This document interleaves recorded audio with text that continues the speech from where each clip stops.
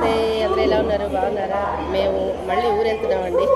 సికింద్రాబాద్ వచ్చాము ట్రైన్ ఎక్కడం కోసం అని చెప్పి. మా లగేజ్ మీకు చూపిస్తా చూడండి. ఎందుకు, ఎక్కడికి, ఏమిటి అనేది వివరాలు తర్వాత చెప్తానే, తర్వాత వ్లాగ్లో చూద్దరు. కానీ ఇప్పుడు ప్రస్తుతానికి అయితే ఊరు వెళ్తున్నామని చెప్తున్నాను. ఏమేమి తీసుకెళ్తున్నామో మీకు చూపిస్తా, దగ్గర నుండి చూపిస్తా చూడండి. ఇగో ఇక్కడ ఉన్నాయి, కనిపిస్తుందా?